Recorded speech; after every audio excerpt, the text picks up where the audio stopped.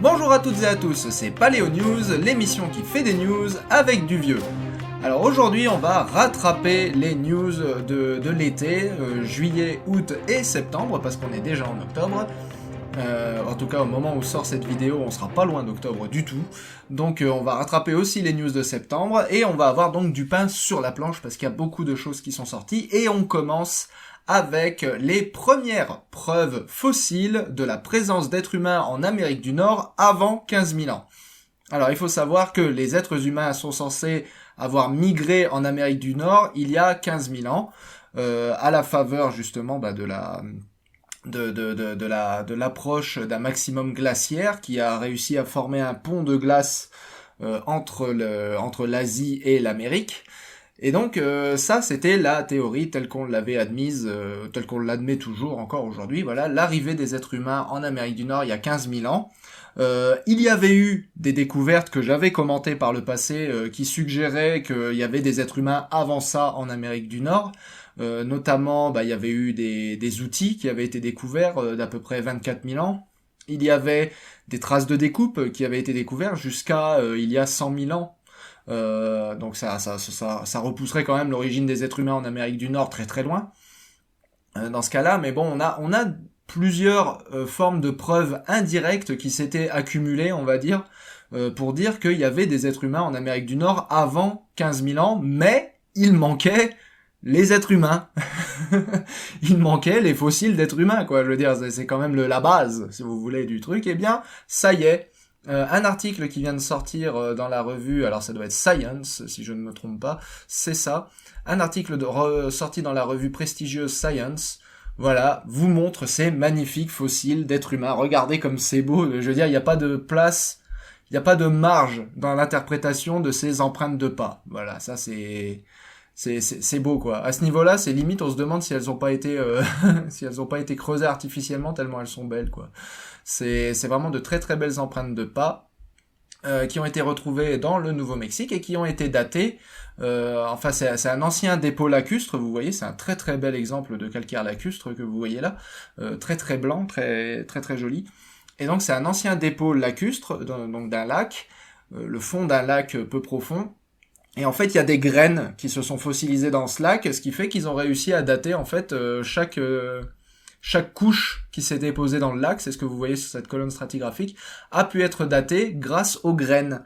Non pas par corrélation biostratigraphique, mais par tout simplement carbone 14, puisque les graines contiennent du carbone, ce sont des anciens organismes vivants. Donc ils ont daté le carbone 14 contenu dans ces graines, et ça leur a donné, vous voyez, des âges qui vont de 22 000 à 21 000 ans, déposés dans un ordre parfait, voilà, ordre chronologique parfait, donc les dates se vérifient les unes par rapport aux autres, c'est magnifique, ça marche très bien, donc entre 23 et 21 000 ans, on a des empreintes de pas humains qui montrent que donc il y avait des humains avant 15 000 ans en Amérique du Nord. Donc maintenant, ça y est là, c'est plié, faut réviser nos livres d'histoire, faut réviser nos cours d'archéologie, parce que voilà, les êtres humains sont arrivés avant le dernier maximum glaciaire en Amérique du Nord. Et alors ce qui est intéressant, c'est que du coup, ils ont cohabité avec la mégafaune. Ah oui, parce que la mégafaune, elle commence à s'éteindre à partir de 11 000 ans. Donc arrivée des humains à 15 000 ans, début d'extinction de la mégafaune à 11 000 ans, la corrélation était quand même assez évidente. On avait envie de dire que les êtres humains étaient probablement la cause de l'extinction de cette mégafaune. Là, pour le coup, on a un exemple de cohabitation sur 3000 ans, quasiment 3000 ans, 2000 ans plutôt, 2000 ans de la mégafaune avec les êtres humains, puisqu'on a des empreintes de pas de mastodontes, préservées avec les empreintes de pas humaines. On a même des empreintes de pas du fameux Canis dirus, le direwolf, le fameux chien géant de Rancho La Brea. On a aussi des empreintes de pas de ce truc-là. C'est pas la peine de commencer à me sortir qu'ils ont domestiqué les chiens les Canis dirus, c'est probablement pas le cas. Mais voilà, en tout cas, on a une preuve qu'ils ont cohabité avec la mégafaune, et maintenant, donc, avec une extinction à 11 000 ans et une arrivée des êtres humains à au moins 23 000 ans, on a de bonnes raisons de penser qu'il y a eu, comme qui dirait, cohabitation très très longue avant le début de l'extinction. Donc pas forcément un lien de causalité entre l'extinction et l'arrivée des êtres humains. Donc ça, c'est une découverte très très très intéressante, et là, pour le coup, c'est clairement un truc qui réécrit une bonne page de nos livres de préhistoire. On continue avec Néandertal, donc maintenant on bouge en Europe, hein, on quitte l'Amérique et on arrive en Europe. Et en Europe, donc j'ai décidé de vous montrer cet article qui est sorti en juin 2021 et qui est un petit peu en dehors de l'été, j'ai envie de dire, mais j'étais passé à côté, mais il y a beaucoup de gens en fait qui m'ont posé la question, est-ce que Néandertal faisait des peintures rupestres. Je sais pas pourquoi, d'un seul coup, tout le monde s'est mis à me poser cette question cet été. Donc je voulais vous montrer cet article tout à fait récent qui parle justement de stalactites qui ont été peintes par des Néandertaliens. Et comment on sait qu'elles ont été peintes par des Néandertaliens ? Tout simplement parce qu'elles ont été trouvées en Espagne et qu'elles sont vieilles de à peu près 50 000 ans, si ma mémoire est exacte. Voilà, vous voyez ici les dates, ici entre 40 et 60 000 ans. Donc entre 40 et 60 000 ans, il n'y a rien d'autre que Néandertal en Espagne. Donc il n'y a que Néandertal qui a pu peindre ces stalactites. Donc oui, les Néandertals faisaient des peintures pariétales avec toutes les implications que ça a sur la pensée, la possible pensée symbolique.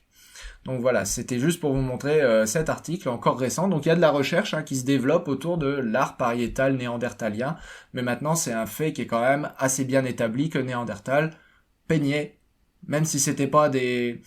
On est bien d'accord qu'on n'est pas à l'équivalent de Lascaux, hein. C'est juste un peu d'ocre sur des stalactites, hein.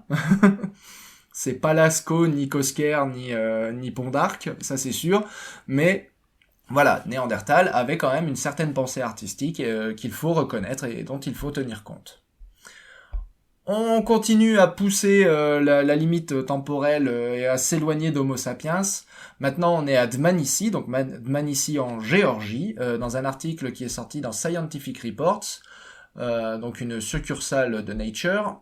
Eh bien, cet article de Scientific Reports nous parle de Homo erectus, ou Homo georgicus, comme des fois on l'appelle, l'Homo erectus asiatique, qui cohabitait avec des canidés. Et alors, c'est pas une découverte spécialement hyper intéressante, et c'est en fait ce que je voulais vous montrer avec ça, c'est ça a été vendu, cet article-là, qui ne fait que nous parler d'une possible cohabitation entre canidés et hominidés il y a 1,8 million d'années. Canidés qui n'est même pas d'ailleurs directement le chien qu'on connaît aujourd'hui. Hein, c'est Canis, sous-genre Xénotion. Donc c'est pas du tout... l'espèce c'est Lycanoides. Donc on est loin du Canis lupus. Hein. On est très très loin encore du Canis lupus. Et pour une raison que j'ignore, cet article-là a été vendu par la presse comme la première preuve de domestication à 1,8 million d'années. Donc si vous avez vu passer dans la presse un truc qui disait la première preuve de domestication chez Homo erectus, ça vient de cet article-là et c'est pas du tout ça que ça raconte. Voilà. Donc je tenais quand même à vous en parler parce que ça a été survendu dans la presse comme une preuve de domestication. Non, c'est juste on a de l'hominidé et du canis à Dmanisi, il y a 1,8 million d'années. Ils ont vécu ensemble, et voilà. Et le truc, c'est que c'est vraiment... et là, pour le coup, l'article vend vraiment ça comme comme un possible prémisse à la domestication, ce que je ne comprends pas, c'est on a juste une co-occurrence de canis et de homo, c'est tout. Je veux dire, c'est comme si à chaque fois qu'on trouvait un primate, c'était une preuve à chaque fois qu'on trouvait un primate et un canidé dans le registre fossile, c'était une preuve de domestication. Je veux dire, non, c'est pas comme ça que ça se passe. Donc je sais pas pourquoi. D'ailleurs, je comprends même pas comment ça a été publié dans un truc aussi haut. C'est quand même une succursale de Nature, Scientific Reports. Ça rapporte juste la co-occurrence d'un chien avec un homo, un représentant du genre homo. C'est tout. Enfin, c'est même pas un chien, d'ailleurs, comme je le disais, c'est même pas Canis lupus, c'est Canis sous-genre Xénotion Lycanoides. Donc, ça m'échappe un peu, et ça a vraiment été survendu. Et vous allez voir que là, pendant l'été, il y a beaucoup de choses qui ont été survendues, vous voyez. Les cinémas essayent de nous vendre des blockbusters, mais la presse essaye aussi de nous vendre des blockbusters, voilà. D'ailleurs, dans la catégorie, toujours dans Scientific Reports, on a eu donc cet article qui nous parle d'un impact similaire à la météorite de Tunguska qui a détruit une ville de l'âge de bronze en Jordanie. Donc c'est une ville, c'était à peu près il y a 3600 ans en fait, il y avait une ville de l'âge du bronze, quelque part en Jordanie, et donc ils ont retrouvé, donc vous voyez la localité est là, hein. Et donc, ce qu'ils ont trouvé là-dedans, bah, c'est évidemment un site archéologique qui était déjà connu depuis très longtemps. Hein, vous voyez, un palais, un temple. Il y avait quand même, c'était quand même quelque chose d'assez bien organisé. Vous voyez ici une reconstruction des bâtiments et tout ça. Donc, c'est un site archéologique qui est connu depuis très longtemps, hein, je veux dire, qui date de 3600 ans. Donc, on est dans l'Antiquité, hein, bien profonde, on va dire. C'est la vieille Antiquité.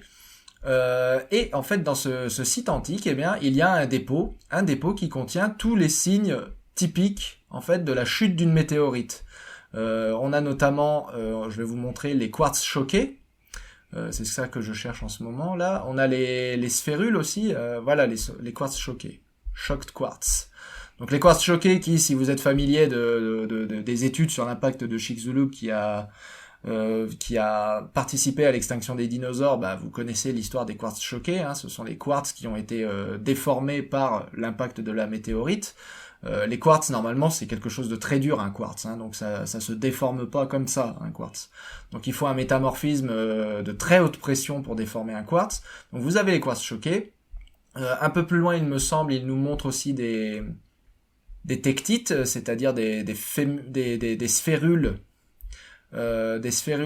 qui ont été formées, des sphérules de silice qui ont été formées par l'impact. Donc il y a vraiment tous les indices qu'un impact en fait est venu frapper cette ville, et apparemment bah après ça la ville a été complètement abandonnée. Donc ce serait un des rares exemples de vraies villes, vraiment de vrais espaces urbains aménagés par l'homme qui ont été détruits par un impact de météorite. Donc il y aurait celui-là, et puis là, il me semble qu'il parle aussi d'un autre endroit qui se trouve en Syrie.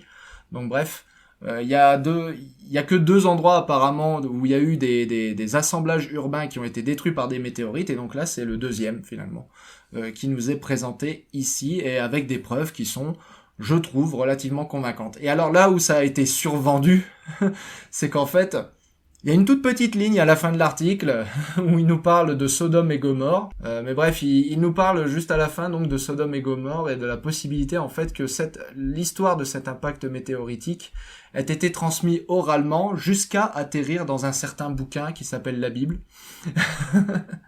Donc et là où ça a été survendu, c'est que en gros la presse a présenté ça comme la preuve maintenant qu'on avait que Sodome et Gomorrhe avaient été détruites par une météorite. Non, c'est pas ça du tout. Hein. Je veux dire, ce qu'ils disent, c'est que possiblement, étant donné qu'on est à 3600 ans, donc 1500 ans avant notre ère, enfin 1650 ans comme ils disent ici, avant notre ère, il est possible que le récit de cet impact météoritique qui a détruit une ville entière ait pu être transmis oralement de telle façon qu'il finisse par atterrir dans un certain bouquin qu'on appelle aujourd'hui la Bible, voilà, sous l'histoire possible de Sodome et Gomorrhe. Mais je veux dire, si vous allez sur la page Wikipédia de Sodome et Gomorrhe, vous verrez que c'est pas la seule théorie qu'on a, loin de là. Il y a beaucoup de théories qui ont été proposées pour scientifiquement expliquer le récit de Sodome et Gomorrhe. Donc, bref, ça a été un peu survendu, alors que ça a pas besoin d'être survendu. Je veux dire, c'est une putain de ville qui a été rasée par une météorite. Et pourquoi vous avez besoin de survendre ça? Bref. Je veux dire, c'est une ville qui a été rasée par une météorite. C'est déjà rien que ça, c'est énorme, que je veux dire, comme news. Bref. On continue dans l'archéologie, on reste aux alentours de 3000 ans, et alors là, c'est juste une curiosité, mais moi, ça m'a interpellé. Une curiosité qui a été décrite dans Journal of Archaeological Science, qui est sorti tout récemment. Il est sorti en juin aussi de 2021. Et alors, c'est un squelette qui a été découvert au Japon. Et ce squelette, en fait, il est complètement constellé de morsures de requins. Vous voyez, chaque point rouge sur le squelette, c'est une morsure de requin. Donc en fait, ils ont fait l'hypothèse qu'il s'agissait du corps d'un possible pêcheur qui avait été consommé par un requin. Donc, vous voyez qu'il manque une main et une jambe et un pied, donc il en manque pas mal de morceaux quand même, qui ont possiblement été consommés par un requin, et donc ils ont fait une étude assez complète de toutes les morsures qui se trouvent sur le squelette. Vous voyez qu'il y en a beaucoup. Donc c'est vraiment un squelette... c'est vraiment quelqu'un qui est une pauvre personne qui s'est vraiment fait consommer de A à Z par un requin. Vous voyez qu'avec toutes les morsures qu'il a reçues, il y a vraiment beaucoup de morceaux qui sont partis. Donc voilà, c'est juste une curiosité, voilà, et ça nous apprend pas grand chose sur ce qui se passait auparavant, mais c'est juste une curiosité, mais que je trouve très très intéressante de par son existence en fait. Hein, c'est juste ça. On reste dans les morsures, mais cette fois, on bouge vers les dinosaures, et notamment les dinosaures préférés de tout le monde, j'ai nommé les tyrannosauridés. Les tyrannosauridés, donc, qui sont très connus pour se mordre la figure les uns les autres.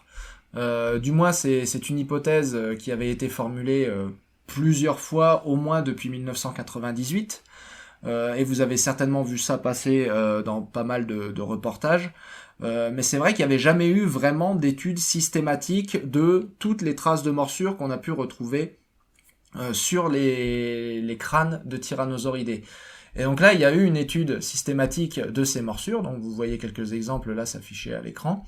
Et cette étude systématique a quand même trouvé pas moins d'à peu près 500 occurrences quand même. 300 occurrences, vous voyez, là 209 ici et 114 là, donc ça fait à peu près 300 occurrences de morsures faciales sur la tête des tyrannosaures. Et vous voyez qu'elles sont essentiellement distribuées sur le museau. Alors il y a très très peu de dents enfoncées qui ont été retrouvées, donc la plupart du temps on fait l'hypothèse que ce sont les tyrannosauridés qui ont mordu, mais en réalité, il y a que 1 ou 2 cas où en réalité on a retrouvé une dent et que cette dent nous permet de dire ah ok, ça c'était définitivement une dent de tyrannosauridé. Donc bref, évidemment on fait l'hypothèse que ces morsures étaient faites par des tyrannosauridés sur d'autres tyrannosauridés, mais on est bien d'accord que de toute façon, à part surtout chez Tyrannosaurus rex, mais généralement les tyrannosauridés étant complètement au sommet de leur chaîne alimentaire, à part un autre tyrannosauridé, il n'y a pas grand chose qui s'aventurerait à mordre un autre tyrannosaure. Hein. On est bien d'accord que ça reste une hypothèse quand même assez raisonnable. Et dans la mesure où c'est surtout concentré sur le museau, bah on a quand même la trace que c'est des attaques qui sont pas faites pour être mortelles. C'est des attaques qui sont faites pour c'est exactement ce que font les animaux modernes en fait quand ils veulent montrer leur domination quoi, hein. Ce sont des attaques sociales, voilà. Attaquer le museau, ça fait pisser le sang, mais ça fait pas ça tue personne. Voilà, le museau il y a rien d'extrêmement vital dans un museau qui vous tuera. Donc c'est vraiment un message social essentiellement. Et vous voyez qu'il y a beaucoup de traces notamment sur les mandibules, hein. Donc les mandibules, c'est pareil. Il y a une très très bonne présentation qui accompagne cet article. Faites-moi penser dans les commentaires à la mettre si j'oublie. Il y a une très très bonne présentation. Il y a une des diapos qui montre les crocodiles modernes. Des crocodiles modernes qui se sont fait attaquer par d'autres crocodiles et on voit il leur manque des demi-mâchoires, il leur manque la moitié du museau, il leur manque plein de morceaux. Parce que c'est pareil, les crocodiles, ils s'attaquent, ils se mordent le museau les uns les autres.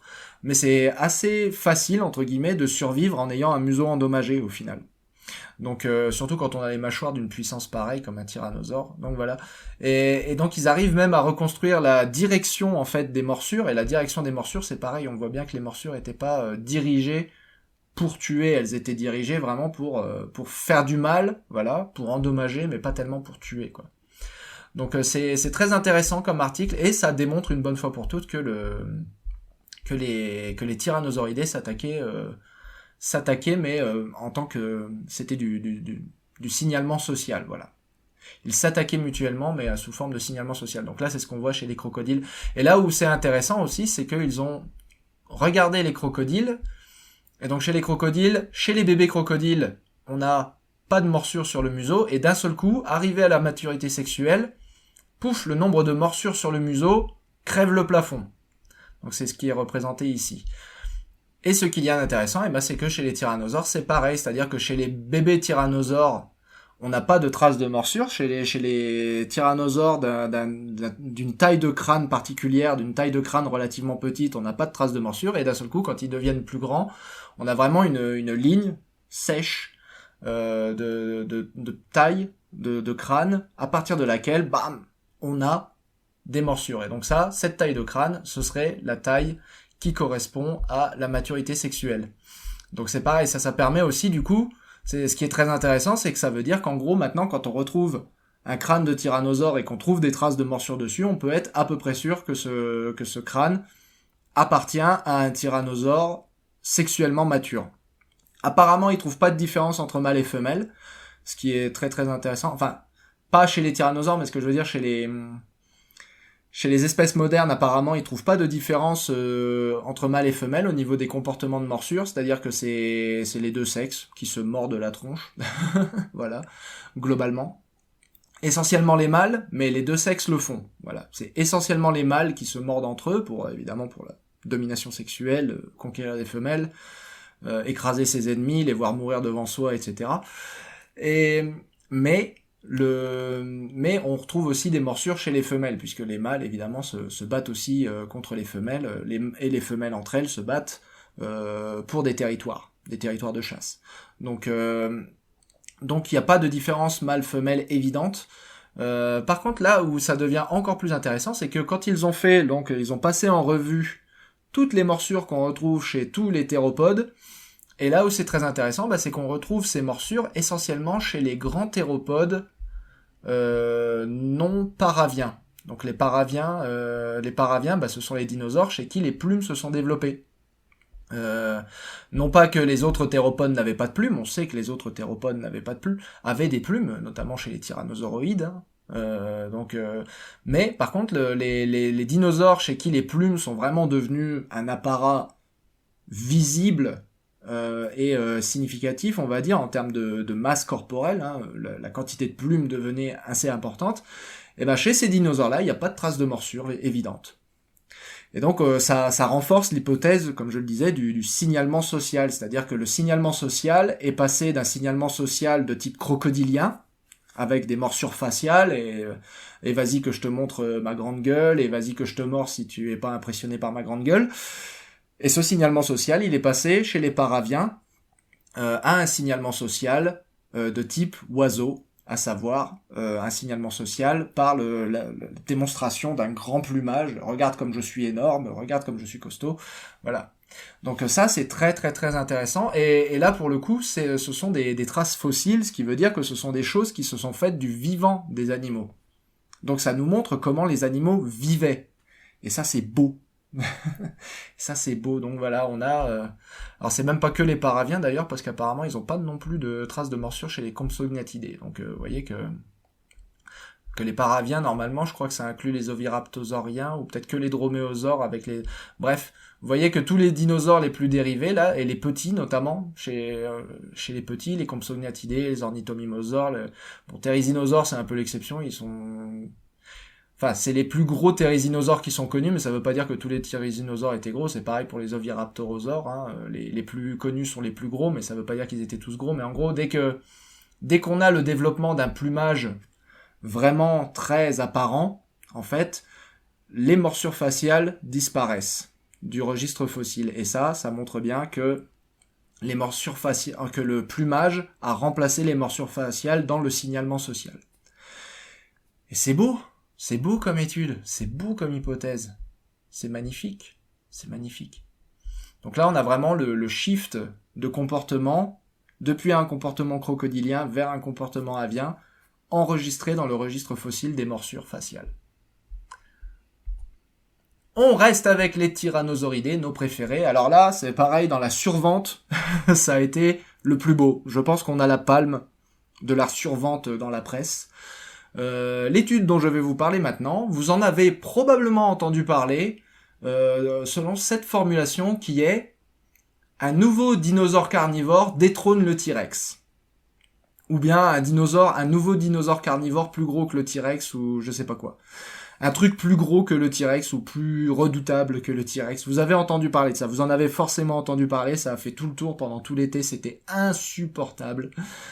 Parce que c'est complètement, mais complètement à côté de la plaque. Voilà, donc cet article, donc tout ça vient de cet article, enfin est inspiré de cet article, parce qu'en réalité il n'y a rien du tout qui vient de cet article, mais tout ça est inspiré de la communication qu'il y a eu autour de cet article, et cet article, eh bien, il fait que nous décrire un nouveau dinosaure Carcharodontosauridae, donc Ulubeisaurus. Alors Ulubeisaurus, ça vient de Ulubeg, qui était un roi mongol, si je ne m'abuse, enfin un khan mongol, que vous connaissez certainement si vous suivez la chaîne Hero.com, parce qu'il en parle très souvent, et c'est un petit bout de mâchoire, voilà. Ça, c'est Ulubeisaurus, voilà, c'est un morceau de mâchoire de Carcharodontosauridae. Il y a largement de quoi reconnaître que c'est un Carcharodontosaure, hein, donc on va pas dire que... On va pas commencer à se plaindre du fait que c'est juste un tout petit bout de mâchoire de rien du tout, donc il y a de quoi reconnaître que c'est un Carcharodontosaure. Par contre, ça n'a rien à voir avec Tyrannosaure. Je veux dire, Ulubeisaurus, il vivait au Turonia. C'est écrit là. Donc voilà, c'est là. C'est dans cette phrase-là, il parle du Turonia. Donc, et les Tyrannosaurus Rex, il n'a pas vécu au Turonia, il a vécu après ça. Essentiellement au Maastrichtien. Donc Ulubeisaurus n'a jamais rencontré de Tyrannosaurus, et même pas d'ailleurs Tyrannosaurus c'est nord-américain, et Ulubeisaurus, il est asiatique. Donc, donc non seulement il a jamais rencontré de Tyrannosaurus, mais en plus il était pas plus gros que Tyrannosaurus, mais genre du tout. Absolument pas, hein. Je veux dire, vous regardez la taille du machin, vous voyez, ça fait 5 cm. Voilà, 20 cm là-dessus. Vous voyez que le crâne, il est très très loin d'atteindre la taille de celui d'un Tyrannosaurus. Donc Ulubeisaurus, il n'était pas du tout. Et là, vous avez une estimation de taille corporelle, voilà, de 1 tonne. Donc estimation de taille corporelle de 1 tonne, d'une longueur estimée à 8 mètres. Si on part du principe que Ulubeisaurus était proportionné comme un Carcharodontosauridae normal, on va dire, on est encore très très loin du T-Rex qui faisait aux alentours de 5 tonnes et au maximum 12 à 16 mètres de long, en fonction de comment vous le reconstituez, quoi. Donc d'où ça vient cette idée qu'on a un dinosaure qui surpasse Tyrannosaurus Rex? Ça vient en fait du fait que Ulubeisaurus était plus grand que les tyrannosauroïdes qui vivaient à la même époque que lui. C'est écrit là dans cette dernière phrase là. C'est ce qu'il y a décrit ici. Ulubeisaurus était plus grand que les tyrannosauridés contemporains. Et que les Carcharodontosauridae sont restés plus grands que les tyrannosauroïdes, au moins jusqu'à la fin du Turonien. Puis est venu Tyrannosaurus Rex. Puis est venu Tarbosaurus. Puis sont venus les vrais gros tyrannosaurinés, voilà, ceux qui sont puissants, voilà, et qui ont remplacé du coup les Carcharodontosauridae. Les Carcharodontosauridae, je vais y arriver. Donc c'est de là que ça vient, cette histoire qu'il y a un dinosaure qui surpasse Tyrannosaurus, mais en réalité non. Il y a pas de Ulubeisaurus ne surpasse absolument pas Tyrannosaurus, ni en taille, ni en longueur, ni en quoi que ce soit. Et il n'a jamais croisé Tyrannosaurus de toute façon, donc non. On sent bien une volonté de vouloir surfer sur la vague Jurassic World 3, hein, d'ailleurs, mais non, ça a rien à voir, ça a été survendu, et ça a été c'est plus que ça a été survendu, ça a été vendu sur une idée absolument fausse. Voilà. Une confusion volontaire entre tyrannosaures, enfin, quand on parle des tyrannosaures, on parle des tyrannosauroïdes, ou des tyrannosauridés, et quand on parle du tyrannosaure, on parle de Tyrannosaurus Rex. Voilà, donc c'est la confusion semi-volontaire entre tyrannosaure dans le sens tyrannosauridé et tyrannosaure dans le sens Tyrannosaurus Rex. Mais non, cet article n'a jamais démontré que Ulubeisaurus était plus grand que Tyrannosaurus Rex. Donc voilà. On reste dans les dinosaures avec une découverte qui a été publiée tout récemment, hein, juste il y a quelques jours au moment où j'enregistre. Et cette découverte, eh bien, c'est celle du possible premier ankylosaure africain. Donc il faut savoir qu'on n'a jamais découvert d'ankylosaure en Afrique. avant ça. D'ailleurs, il y a qu'un seul autre ankylosaure dans le Gondwana, donc dans l'hémisphère sud, hein, on va dire ça comme ça. Ouais, non, et il me semble que c'est en Australie qu'il y a des ankylosaures. Ils ont quand même des ankylosaures en Australie. Il y a Minmi notamment comme ankylosaure, si je me rappelle bien, en Australie. Mais bref, les ankylosaures, ça prolifère pas, voilà, dans l'hémisphère sud. Voilà, c'est ça l'idée. Et en Afrique, on n'en avait pas du tout. On avait un stégosaure, on a du stégosaure en Afrique. Enfin, on n'a pas un stégosaure, on a du stégosaure en Afrique. On a évidemment ceux qui ont été découverts à Tendaguru, hein, qui sont très connus. En Afrique du Sud, on avait aussi Parentodon. Donc on a quand même des stégosaures en Afrique, on a du thyréophore, mais on n'avait pas d'ankylosaure. Jusqu'à cette découverte. Alors, découverte qui consiste en une côte que vous voyez là, une côte relativement grosse, hein, quand même, c'est une belle bête, hein, je veux dire. Donc c'est de taille dinosaurienne, j'ai envie de dire. Et donc cette côte, elle est recouverte d'ostéodermes qui forment des pics.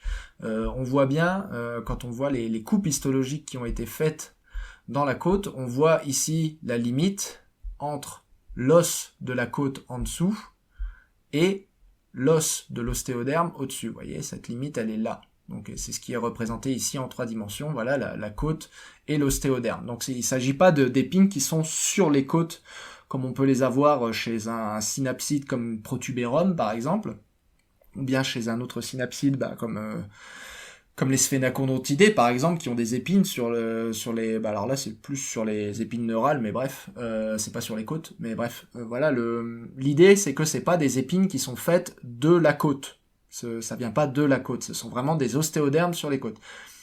Et des trucs qui sont de taille dinosaurienne au Jurassique et qui ont des ostéodermes, bah ce sont les thyréophores. Et les ankylosaures, ils ont pas des épines comme ça. Et les stégosaures n'ont pas des épines comme ça, apparemment. Eux, ils l'identifient comme un ankylosaure. Donc, et c'est plutôt intéressant parce que justement, comme je le disais, ça amène, c'est le premier ankylosaure identifié en Afrique. Et étant donné que la bestiole a 166 millions d'années, et qu'elle vient du Jurassique moyen du Maroc, donc ça nous amène, voilà, la limite bâtonien-calovien, c'est 166 millions d'années à peu près, bah ça en fait le plus vieil ankylosaure connu aussi. Ce qui peut être perturbant, mais qui ne l'est pas tant que ça, puisqu'on a aussi les premiers, parmi les premiers droméosauridés au Niger, qui sont représentés par des empreintes de pas, des empreintes de pas à 2 doigts. Donc, vers une origine africaine, de plus en plus de dinosaures, point d'interrogation. Une origine africaine des droméosaures, une origine africaine des ankylosaures, ce serait vachement, serait vachement intéressant. Mais, il y a quand même des mais. Qu'il faut souligner, et le premier mais qui m'a été proposé par mon collègue et camarade Séverin Morel. Salut Séverin, je sais que tu regardes cette vidéo, donc donc Séverin Morel qui a très justement fait remarquer que autant les ankylosaures que les stégosaures, on n'a jamais retrouvé d'épines sur les côtes. C'est-à-dire que chez les ankylosaures, bon, de toute façon, ils ont des ostéodermes absolument partout, les ankylosaures, mais ils sont pas localisés spécifiquement sur les côtes. Là, quand même, ça se voit bien sur la section, là, l'ostéoderme, il est sur la côte, il est adapté à la côte, quoi. Donc ça s'est jamais vu, en tout cas, je suis plutôt d'accord, c'est vrai que c'est pas quelque chose qui est très commun chez les ankylosaures, et il le remarque d'ailleurs, voilà, dans le paragraphe Taxonomic Identity, il le souligne aussi, les auteurs font remarquer que c'est vrai que globalement, c'est pas commun d'avoir une épine sur une côte. Et donc c'est quand même bizarre, On remarque aussi la forme de T de la section de la côte qui se retrouve effectivement chez les ankylosaures, mais cette forme de T de la côte, on la retrouve aussi chez les tortues. Et les tortues, elles, par contre, elles sont bien connues pour avoir des ostéodermes sur leur côte, puisque c'est leur côte fusionnée qui forme la carapace, et donc les ostéodermes, par-dessus les côtes, forment la couche externe de la carapace. Donc, la combinaison ostéoderme sur côte, et les deux étant plus ou moins fusionnés, c'est une combinaison qui existe chez les tortues. Et ça, du coup, je pense qu'ils auraient dû passer quand même un poil plus de temps pour essayer de nous convaincre que c'était pas des tortues. Ceci étant dit, on est bien d'accord qu'il s'agit d'une côte isolée, hein, comme ça se voit très bien ici, c'est une côte isolée. Or, par définition, chez les tortues, les côtes sont fusionnées. On a des exemples de très vieilles tortues du Permien et du Trias qui ont des côtes non fusionnées, en forme de T en section certes, mais non fusionnées, mais ces tortues-là n'ont pas d'ostéoderme. Et on a des exemples de tortues qui ont des ostéodermes sur leurs côtes, mais ce sont des tortues qui ont toutes les côtes fusionnées en carapace. Donc la combinaison ostéoderme et côte fusionnée chez les tortues, enfin la combinaison ostéoderme plus côte non fusionnée chez les tortues, n'existe pas pour l'instant. Du moins, si on interprète cette chose-là comme un ankylosore, la combinaison ostéoderme plus côte non fusionnée n'existe pas chez les tortues. Et on s'attend pas à trouver une tortue avec des côtes non fusionnées au Jurassique. La dernière tortue avec les côtes non fusionnées, elle a vécu au Trias. D'ailleurs, il me semble que c'est le Trias moyen, si je me rappelle bien, ou peut-être le Trias supérieur, mais bref. C'est 225 millions d'années, quoi. Donc on est quand même une soixantaine de millions d'années plus vieux. Plus de 60 millions d'années, bref, on est... J'ai pas envie de faire de maths aujourd'hui, mais bref, on est bien avant quand même le Jurassique moyen. Donc, moi je dis affaire à suivre pour cette côte, et de toute façon, ils le soulignent bien dans leur identification taxonomique, donc dans ce paragraphe-là, Taxonomic Identity, cette dernière partie notamment fait la liste de tous les autres candidats possibles. Donc il y a évidemment les aétosaures et les phytosaures qui ont aussi des ostéodermes, mais qui normalement disparaissent à la fin du Trias, donc on ne devrait pas les retrouver. Il y a les titanosaures qui ont aussi des ostéodermes, mais normalement ils apparaissent plus tard. On les retrouve surtout au Crétacé. Donc les titanosaures, et puis ils ont pas leurs ostéodermes particulièrement localisés sur les côtes non plus.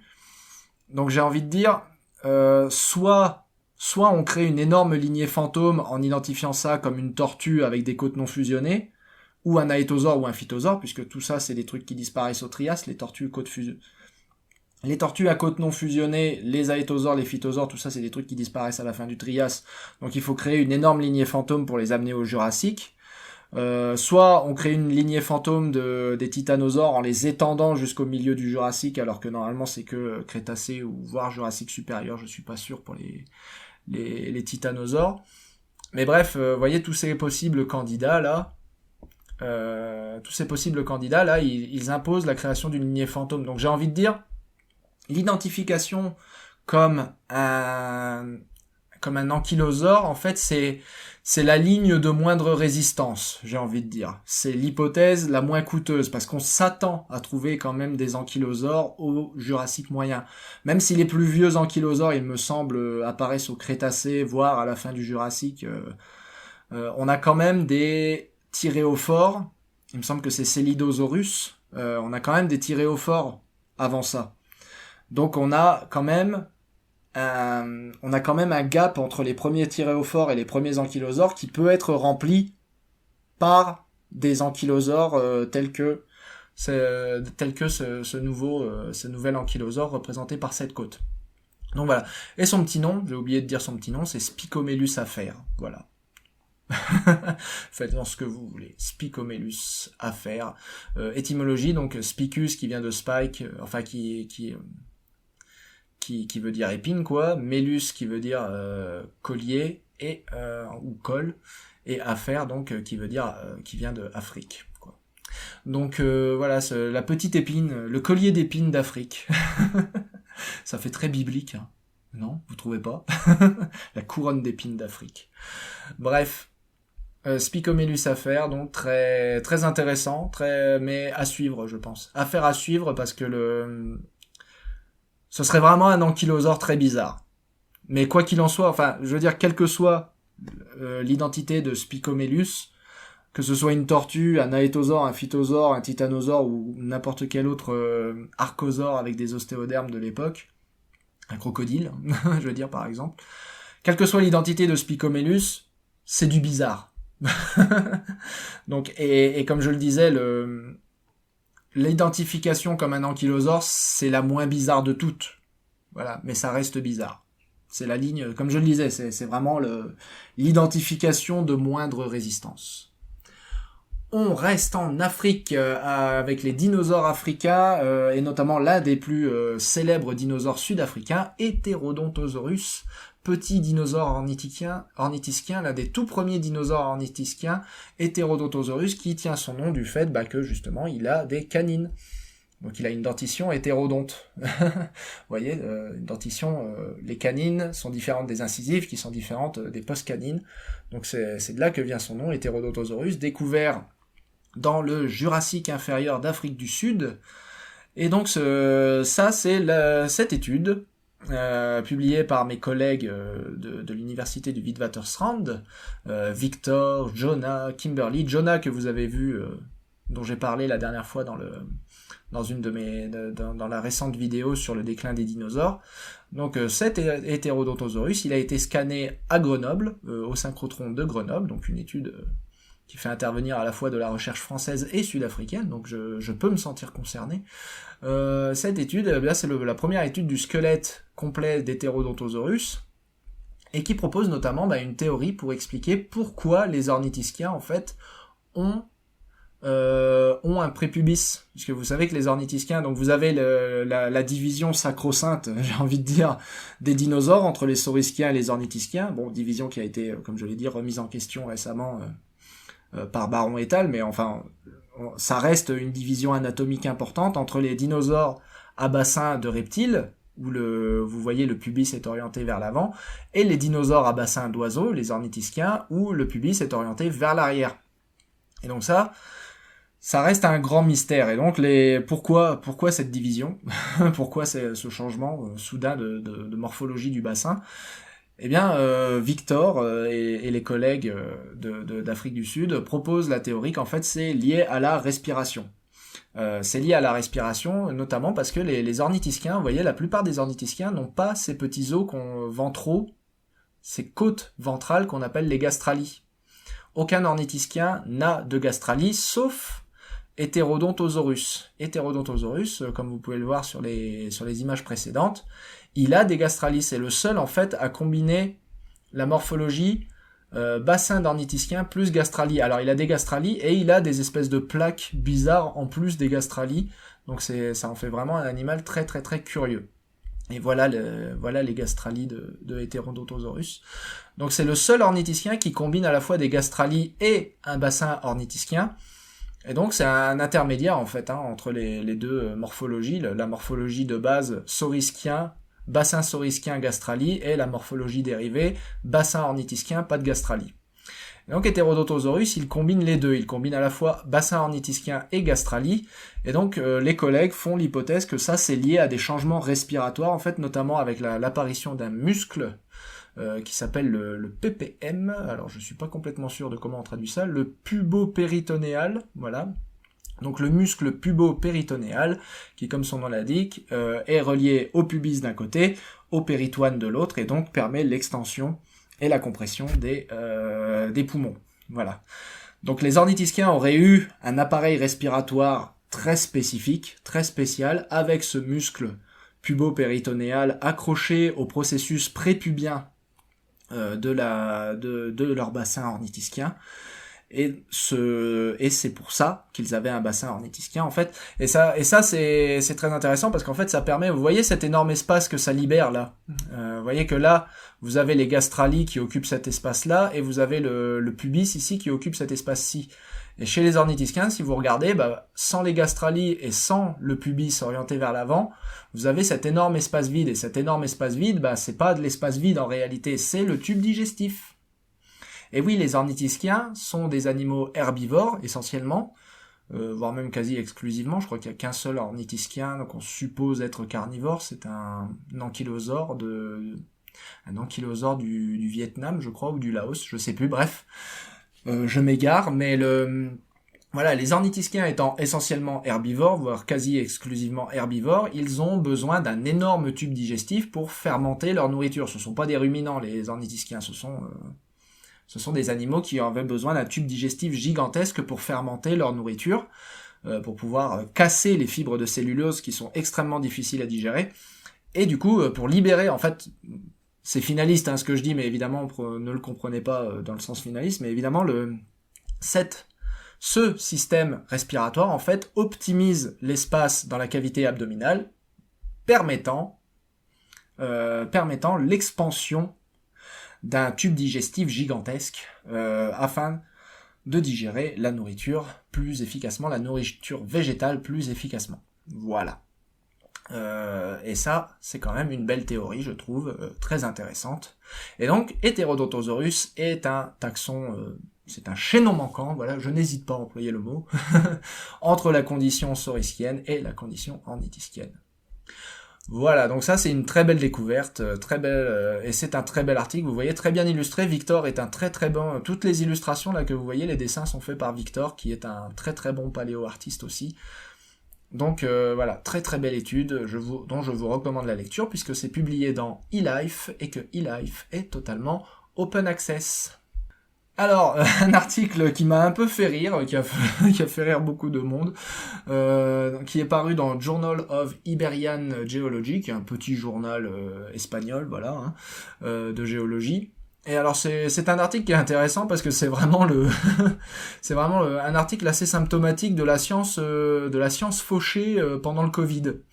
C'est-à-dire que c'est des gens qui ont scanné des jouets dinosaures, et qui à partir de des scans 3D de ces jouets dinosaures, en fait, ont estimé le volume des jouets et les ont remis à l'échelle pour estimer la masse corporelle des dinosaures correspondants.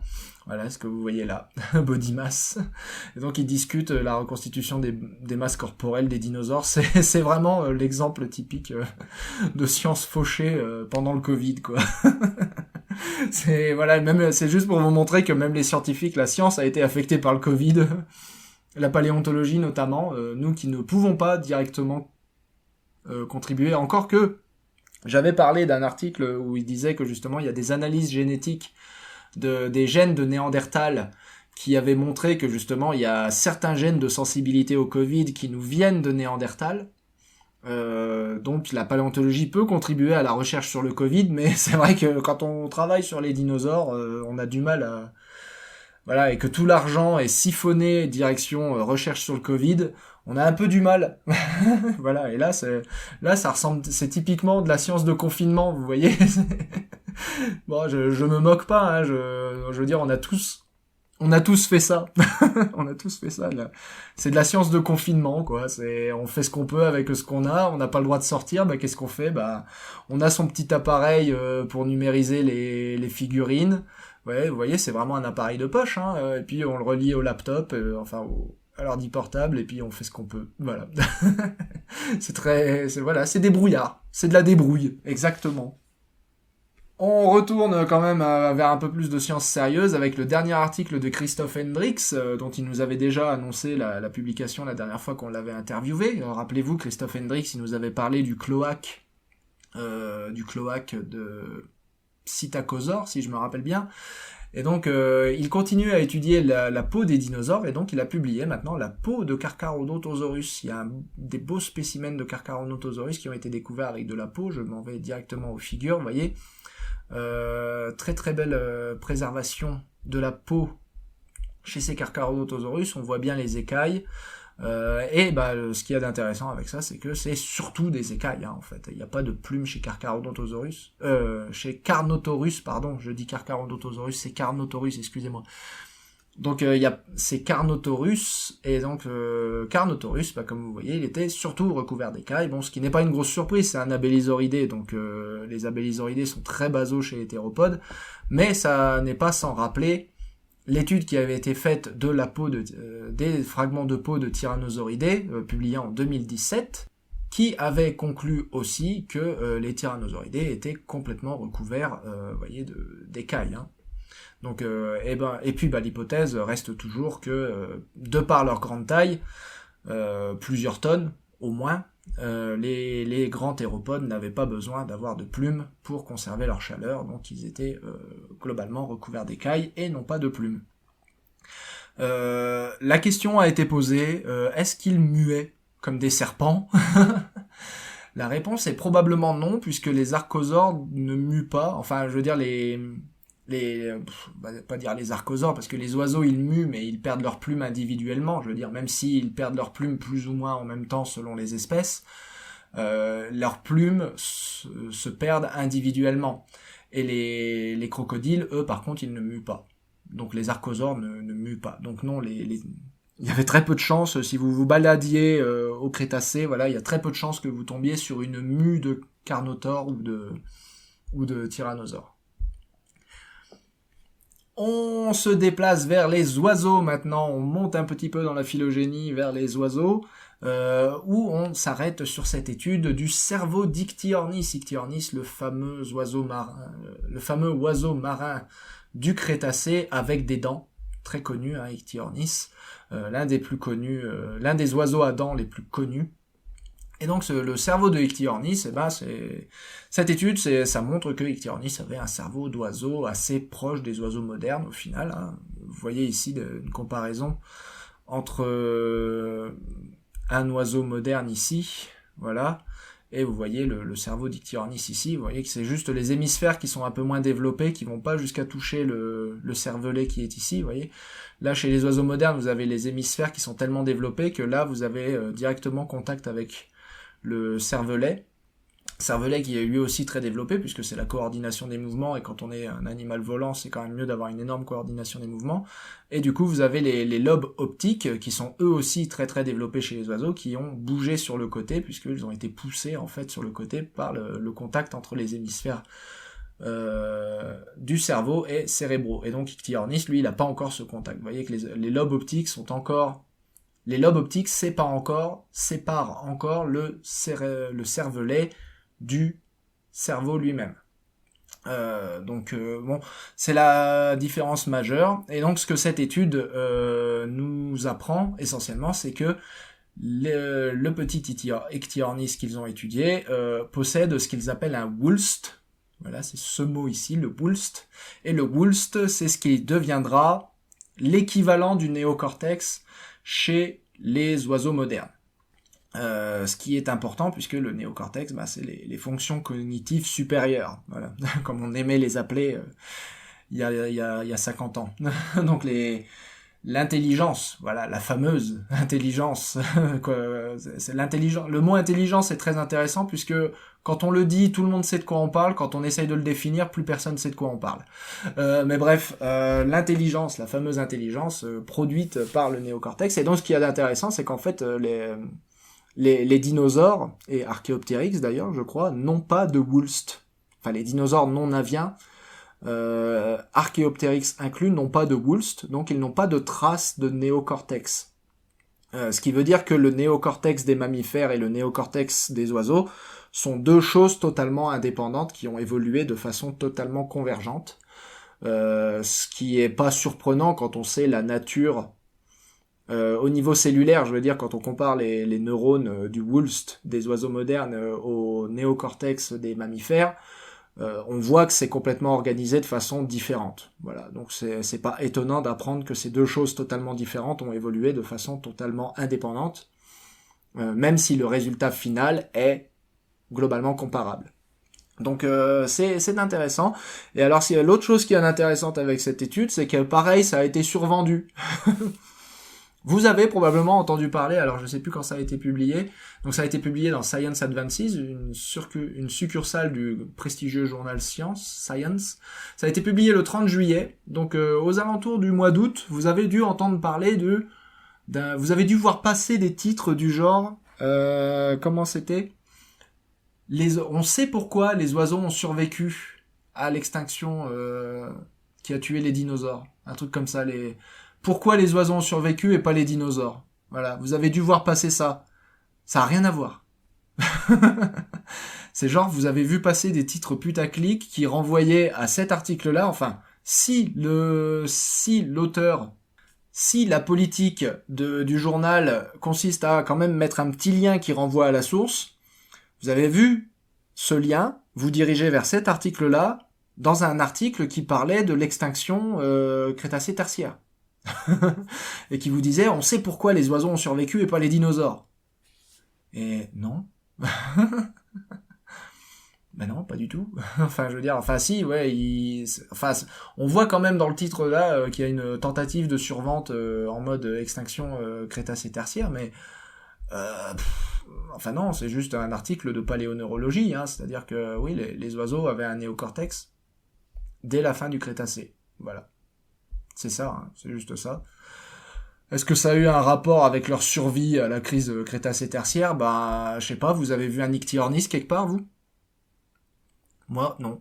J'ai pas vu d'Ichthyornis, donc Ichthyornis, malgré toute sa présence de néocortex, n'a pas survécu à l'extinction Crétacé-Tertiaire, donc je vois pas le rapport. Il dit qu'il voit pas le rapport. Bref.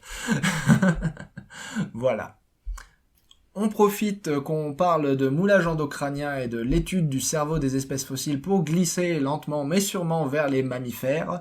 On va quand même parler de mammifères dans ce Paléo News avec l'étude du moulage endocranien de Indoius dirigée par Maeva Orliac, donc une étude franco-américaine par cette chercheuse de l'université de Montpellier. Et donc c'est l'étude du cerveau de Indoius qui est donc dont vous voyez le crâne ici, qui est connu pour être, j'ose employer le mot, le chaînon manquant entre les artiodactyles et les cétacés. Donc j'ai fait une vidéo encore très récemment pour expliquer justement cette transition des artiodactyles jusqu'aux cétacés. Les cétacés, donc la génétique nous indique que les cétacés, donc les dauphins et les baleines, sont proches parents des artiodactyles, à savoir les vaches, les cochons, les chameaux et les hippopotames. Donc notamment, les cétacés sont très proches des hippopotames. Donc c'est pas si étonnant que ça, hein. Je veux dire, les hippopotames sont semi-aquatiques, donc c'est pas non plus si étonnant que ça. Le truc, c'est que les cétacés sont globalement carnivores, alors que les artiodactyles sont globalement herbivores. Donc c'est quand même assez étonnant de voir les cétacés trouver leurs racines évolutives au sein des artiodactyles. Et donc Indoius est, si on veut, l'artiodactyle, c'est parce qu'en général, Indoius ressemble en général à un artiodactyle, il a 4 pattes, il est herbivore, il n'y a pas de doute là-dessus, mais il a des détails anatomiques, notamment de l'oreille interne, et de l'oreille en général, qui en font définitivement un proche parent des cétacés. Alors il me semble d'ailleurs on voit très bien un de ces détails anatomiques justement dans une des sections en 3D, des sections au rayon X. Voilà, vous voyez ici l'oreille, c'est la bulle tympanique d'Indoius ici, et vous voyez que cette bulle tympanique, elle est incroyablement épaisse. Là on voit l'autre bulle tympanique de l'autre côté, hein, puisqu'évidemment il y en a deux. Donc la bulle tympanique, c'est la caisse de résonance qui est attachée à l'oreille et qui est accrochée au tympan, hein, comme son nom l'indique. Et donc cette bulle tympanique, elle est incroyablement épaisse chez Indoius, ce qui est un caractère de cétacé. C'est une adaptation à l'audition en milieu semi-aquatique, enfin en milieu aquatique, pardon. Donc et elle dispose de ce qu'on appelle un involucrum, c'est cet épaississement côté interne de la bulle tympanique. Donc l'involucrum, c'est aussi un caractère typique de cétacé. Donc bref, c'est pas ça le but de l'article. Le but de l'article, c'est d'étudier le cerveau. Et justement, Indoius, il a aussi un autre caractère du cerveau qui est intermédiaire entre les artiodactyles que vous voyez ici, donc les hippos, les vaches et les autres artiodactyles basaux. Vous voyez que les lobes olfactifs ici chez ces artiodactyles sont très courts comparé à la taille du cerveau général, alors que chez les cétacés, comme ici par exemple, voici Remingtonocetus, qui est un des premiers cétacés qui a vécu, il me semble, au cours de l'Éocène. Vous voyez que là, par contre, les lobes olfactifs sont très très allongés. Probablement parce que en fait les lobes olfactifs dégénèrent petit à petit en fait chez les cétacés. La position de la boîte crânienne aussi change chez les cétacés. La boîte crânienne va se positionner plus à l'arrière du crâne, le museau s'allonge, et les lobes olfactifs dégénèrent. Donc les lobes olfactifs, ça sert à rien de renifler sous l'eau quand on est un mammifère. ça ne marche pas. Tout simplement, les poissons peuvent renifler sous l'eau parce qu'ils ont des coanes externes. Ils ont une double paire de coanes externes, donc ils ont le nez en fait s'ouvre à l'extérieur et part vers l'intérieur, mais repart vers l'extérieur ensuite. Donc en fait, voilà, c'est comme ça qu'ils reniflent. Nous, si on essaye de renifler comme ça, on avale de l'eau. Parce que nos coanes, donc nos narines s'ouvrent à l'extérieur, mais ensuite elles s'ouvrent à l'intérieur. Donc si on essaye de renifler sous l'eau, on avale de l'eau, quoi. Et donc, vous avez déjà essayé de renifler de la flotte, vous étouffez, voilà, ça marche pas. Donc on ne peut pas, en tant que mammifère, renifler sous l'eau. Voilà, tout simplement. Par contre, on peut remplacer le sens de l'odorat par le sens du goût, par exemple. Ça marche très bien. On a un organe qui s'appelle l'organe voméronasal qui permet de remplacer ça, par exemple. Mais bref, je m'égare. Le fait est que les lobes olfactifs, du fait qu'on ne peut pas renifler sous l'eau en tant que mammifère, dégénèrent chez quasiment tous les mammifères marins. Chez les siréniens, par exemple, ils ont quasiment plus du tout de lobes olfactifs, et les cétacés, ils ont plus de lobes olfactifs. Les pinnipèdes, les lobes olfactifs sont très réduits, notamment chez les phoques, et chez les morses, qui n'ont pas non plus de lobes olfactifs. En tout cas, ils sont très très petits chez les morses. Donc bref, c'est un caractère général des espèces qui s'adaptent à la vie aquatique. Et donc, Indoius, dont le cerveau a été étudié par Maeva Orliac et Terwisen, Indoius est dans un état intermédiaire, c'est-à-dire que son cerveau commence à bouger vers l'arrière, il est plus vers l'arrière que chez les autres artiodactyles, et chez Indoius, on a aussi un début d'allongement des lobes olfactifs, ce qui ne veut pas forcément dire que son sens de l'odorat était moins développé, je veux dire, tout ce qu'on a, c'est la taille des lobes olfactifs, donc on peut pas vraiment dire si les lobes olfactifs étaient très efficaces ou pas chez Indoius, mais en tout cas, il y a un début d'allongement de ces lobes olfactifs chez Indoius qui est intermédiaire, voilà, entre les cétacés comme Remingtonocetus et leurs plus proches parents hippopotamiens, comme les hippopotames modernes. Donc voilà, un nouveau caractère, j'ai envie de dire, qui place Indoius à la marge entre cétacés et artiodactyles, et qui démontre une bonne fois pour toutes, j'ai envie de dire, s'il y avait encore des doutes, voilà, ça démontre une bonne fois pour toutes que Indoius est définitivement intermédiaire entre cétacés et artiodactyles. On reste avec les mammifères, avec cette nouvelle étude des gènes, enfin, une nouvelle étude paléogénétique, en l'occurrence c'est du paléocollagène, c'est pas vraiment de la génétique, mais des gens ont réussi, des chercheurs, donc essentiellement de l'université de Manchester, mais aussi collaboration espagnole, voilà, qui ont, donc une recherche européenne, ont réussi à extraire des séquences de collagène d'un gomphothère sud-américain. Donc les gomphothères, c'est ce qu'on appelait autrefois les mastodontes. Donc ce sont des gros proboscidiens qui vivaient aux alentours du Miocène et du Pliocène, et qui sont intermédiaires en fait entre les tout premiers proboscidiens qui n'avaient pas de trompe et les éléphants modernes. Et donc ils ont étudié le collagène venant de ce mastodonte qui s'appelle Notiomastodon, augmentant ainsi la quantité de collagène ancien qu'on a pour ces anciens proboscidiens, hein. Rappelez-vous, on a évidemment des séquences génétiques pour mammouth, on a réussi à extraire du collagène et des séquences génétiques pour mammut, qui est le mastodon américain, et on a maintenant donc des séquences de collagène pour un nouveau proboscidien, Notiomastodon. Et alors, ce qu'il y a d'intéressant avec cet arbre phylogénétique qu'ils ont réussi à reconstruire, bon là évidemment vous avez l'arbre en version indigeste, et ici vous avez l'arbre en version digeste, donc on va rester sur l'arbre en version digeste. Et ce qu'il y a d'intéressant, donc, c'est que Notiomastodon, eh bien, au lieu d'aller se brancher avec les éléphants, parce qu'on s'attend à ce que Notiomastodon, en tant que gomphothère, on s'attend à ce que Notiomastodon soit plus proche des éléphants modernes qu'il ne l'est du mastodonte américain. Le mastodonte américain, c'est vraiment un truc qui a divergé très tôt, et allé faire son histoire dans son coin. Du moins le croyait-on, parce que du coup, Notiomastodon, ces séquences de collagène, au lieu d'indiquer que le mastodon américain, a fait son histoire dans son coin, Notiomastodon semble indiquer que non en fait. apparemment ce mastodon sud-américain qui est Notiomastodon serait plus proche parent du mastodon américain qu'il ne l'est des éléphantidés, ce qui est contraire à sa classification en tant que gomphothère. Voilà. Parce que Notiomastodon était considéré comme un gomphothère. Et ça a des implications assez majeures en termes de biogéographie. Si jamais ce résultat se confirme, ça a des implications majeures en termes de biogéographie, parce que si le mastodon américain, c'est pas ma faute, il s'appelle Mammut, je veux dire. Il s'appelle Mammut et c'est un mastodon. C'est pas évident. Bref. Si jamais Notiomastodon, donc un proboscidien sud-américain, est plus proche parent du mastodon nord-américain, on part d'une dispersion on parle d'un événement biogéographique mineur, c'est-à-dire des proboscidiens nord-américains qui vont conquérir l'Amérique du Sud. C'était au Pliocène, c'était il y a un moment déjà, il y a plus d'éléphants en Amérique du Sud depuis longtemps, évidemment, mais il y en a eu. C'est quand même intéressant de savoir qu'il y a eu des éléphants en Amérique du Sud.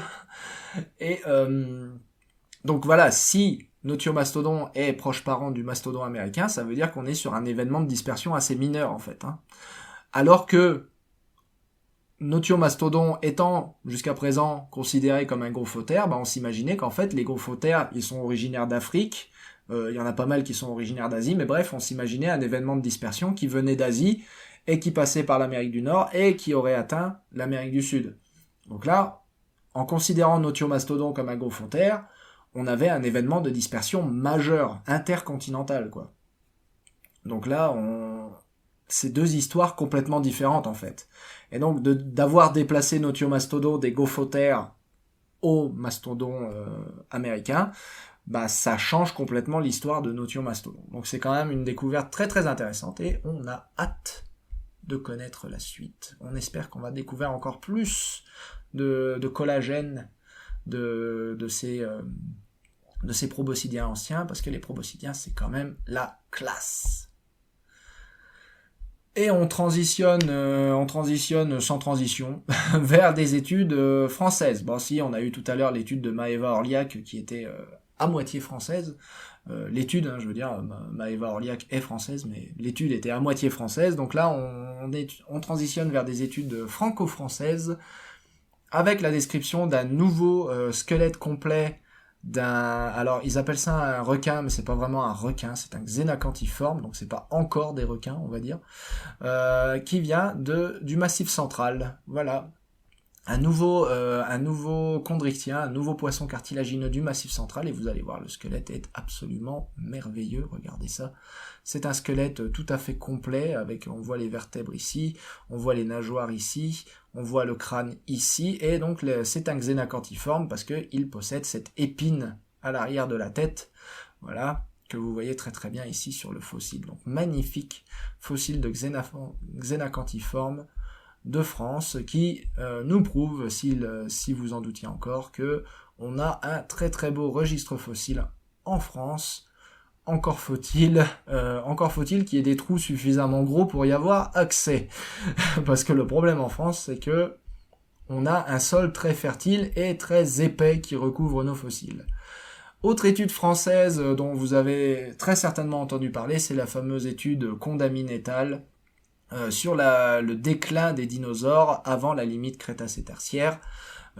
Étude dont j'ai déjà parlé dans une autre vidéo, je vais essayer de vous mettre une petite vignette là, pour que vous puissiez aller la voir. J'ai déjà parlé en long et en large de cette vidéo, de cette étude.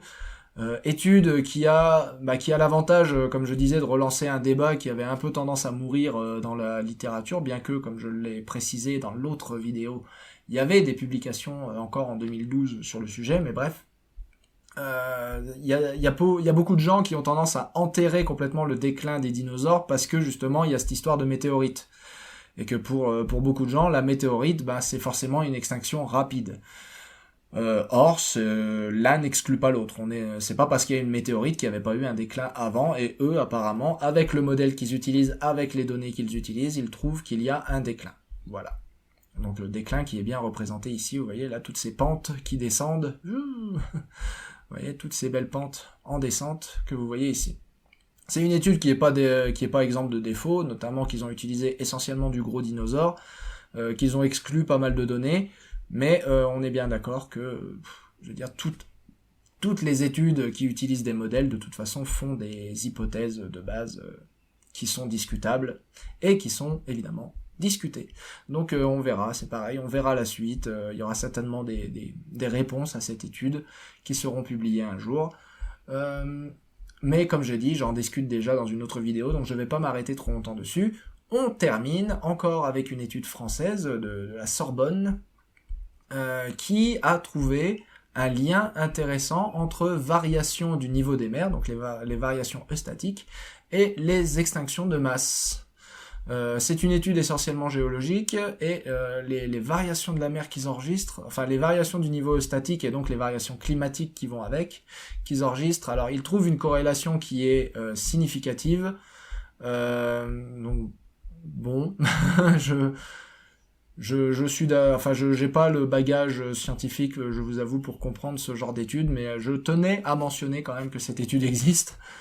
Mais je vous avoue que j'ai pas ce qu'il faut pour les comprendre. Pour comprendre une étude comme ça implique, vous voyez, ça implique des graphes, de la géologie, une compréhension des isotopes, une compréhension des modélisations qui ont été utilisées que je n'ai pas. Donc en toute humilité, je rapporte juste le fait que cette étude existe, qu'il trouve apparemment une corrélation entre extinction de masse et variation du niveau marin et donc du climat, et évidemment et que ça a des implications du coup pour la paléontologie. Ceci étant dit, moi quand je regarde ces courbes, je vois pas de lien évident avec les extinctions de masse, mais bon, comme je l'ai dit, je n'ai pas le bagage qu'il faut pour comprendre à fond et pour avoir un avis critique efficace, on va dire, de ce genre d'études, mais voilà, je tenais quand même à mentionner que cette étude existait, et que si si l'un des auteurs a envie de venir en parler, je suis plus couvert, je suis plus couvert à cette possibilité. Voilà, c'était Paléo News, je vous remercie de l'avoir suivi, n'oubliez pas de vous abonner pour ne rien manquer d'anciens, et je vous dis à très bientôt.